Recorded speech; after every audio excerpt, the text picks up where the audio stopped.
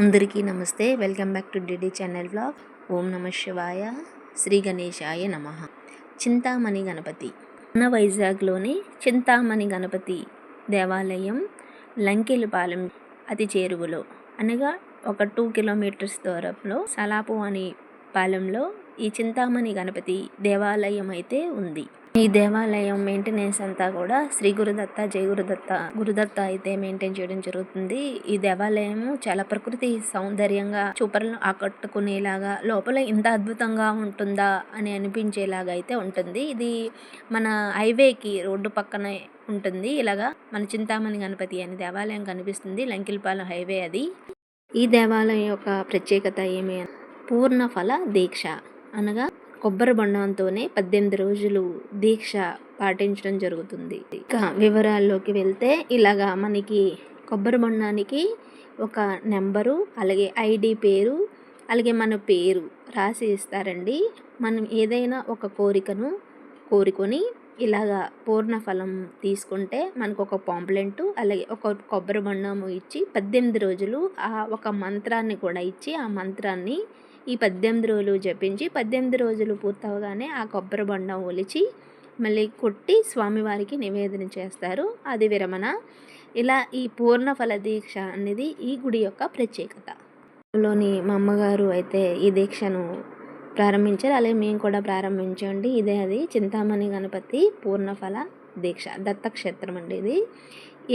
మనం ఏదైనా ఒక కోరికను అంటే ఒకే ఒక కోరిక ఉండాలి, అది న్యాయంగా ఉండాలి. ఆ కోరికను మనం కోరుకొని మంత్రాన్ని పఠిస్తూ రోజును కొన్ని నియమాలు కూడా ఉంటాయండి. ఒక పాంప్లెట్ ఉంటుంది. ఆ పాంప్లెట్లో ఆ నియమాలు పాటిస్తూ ఇలాగా మనం శ్రీరామచంద్రుడు ఎదుటే ఆంజనేయ స్వామికి ఈ పూర్ణ ఫల దీక్ష అనేది చేపట్టడం జరుగుతుంది. ఇప్పటికి చాలామంది ఈ దేవాలయం సందర్శించి ఇలా పూర్ణ ఫలం కట్టి వాళ్ళ కోరికలు నెరవేర్చుకునే వాళ్ళు అయితే ఉండడం జరిగింది. మా నెంబర్ అయితే 8883. అంటే ఇప్పటికే 8000 మంది ఈ కొబ్బరికాయలు కట్టి వాళ్ళ యొక్క దీక్ష పాటించడం అయితే జరిగింది. దత్తక్షేత్రం రోడ్డు మీదకి చిన్నదిలా కనబడినా లోపలికి వెళ్తే కొండ ప్రాంతం కావడం వల్ల చాలా అద్భుతంగా ఉంటుంది. ప్రకృతి సౌందర్యంగా ఉంటుంది.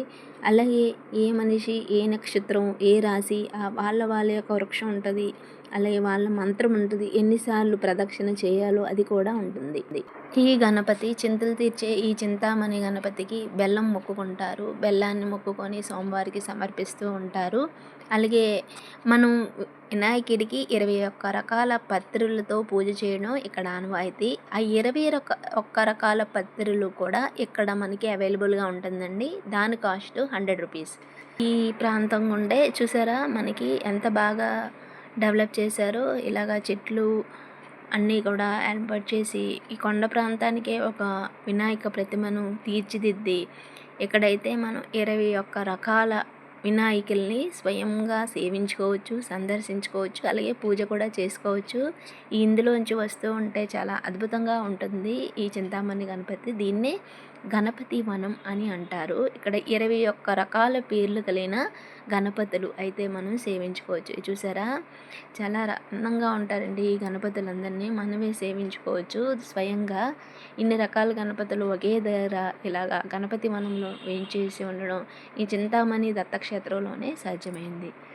వివిధ పేర్లు కలిగిన ఈ గణపతులను సేవించడం వల్ల మనకి ఒకే దగ్గర అన్ని రకాల గణపతులను సేవించే భాగ్యం అయితే కలుగుతుంది.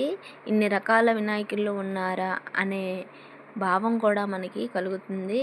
ఇటువైపు ఈ వనంలోనే ఇటువైపు అటువైపు కూడా కలిపి మొత్తం 21 రకాల గణపతులు ఈ చింతామణి దత్తక్షేత్రంలో అయితే ఉండడం జరిగింది. గణపతులందరినీ సేవించుకొని అలాగే 21 రకాల పత్రులను కూడా తీసుకొని మీ చేతులతో మీరే ఈ చింతామణి గణపతిలో పూజ చేసుకునే భాగ్యాన్ని అయితే కల్పించారు.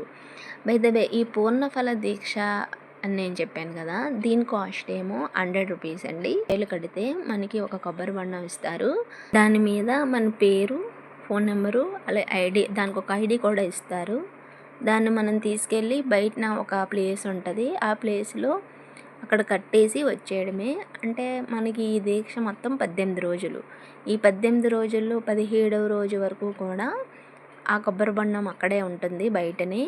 ఈ 18 రోజులు మనం ఇంటికి వెళ్ళి ఒక మంత్రమైనదే ఇస్తారు. ఆ మంత్రాన్ని జపిస్తూ ఈ 18 రోజుల్లో 17 రోజులు కంప్లీట్ అయిన తర్వాత 18వ రోజు వచ్చి ఆ కొబ్బరి బొండం మనం తీసుకొని దాన్ని ఒలిచి స్వామివారికి కొట్టి మళ్ళీ నివేదన చేసి విరమణ కూడా ఉంటుందన్నమాట ఈ కొబ్బరి బొండం దీక్షలో.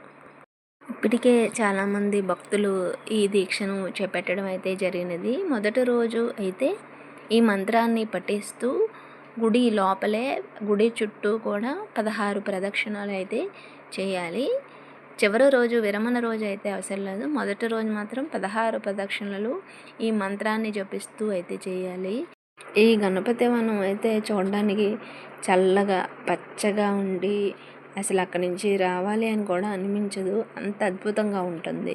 నేను చెప్పాను కదా 21 రకాల పత్రులు అని, ఇవే అవి. ఈ 21 రకాల పత్రులు మనకి బయటన ఎక్కడా దొరకవు, కానీ ఈ చింతామణి గణపతి దేవాలయంలో అయితే మనకి అవైలబుల్గా ఉన్నాయి. ఇదే అండి అది. ఇటువైపు శ్రీరామచంద్రులతో ఆంజనేయ స్వామి వేయించేశారు, మధ్యలో వినాయకుడు, అలాగే అటువైపు రాధా కృష్ణుడు అయితే వేయించేశారు ఈ చింతామణి గణపతి దేవాలయంలో. మీకు ఎప్పుడైనా ఎవరైనా వెళ్ళాలి అనుకుంటే లంకిలిపాలెం నెక్స్ట్ స్టాపే సాలాపవనం, మనకి రోడ్డు మీదే కనిపిస్తుంది చింతామణి గణపతి దేవాలయము. లోపలికి వెళ్తే మీకు ఇవన్నీ కూడా సేవించుకునే భాగ్యం ఉంటుంది. అలాగే పూర్ణఫల దీక్ష కూడా మనకి అవైలబుల్గా ఉంటుంది, నిత్యం కూడా అవైలబుల్గా ఉంటుందండి. ఈరోజు ఆ రోజు అని కాదు, ఇదే అది. మనకు ఒక మంత్రం ఇస్తారు, త్వమస్మిన్ కార్యనిర్యోగే ప్రమాణం హరిసత్తమ హనుమ నిత్తమస్తాయ దుఃఖక్షయ కరోభవ. Thank you for watching.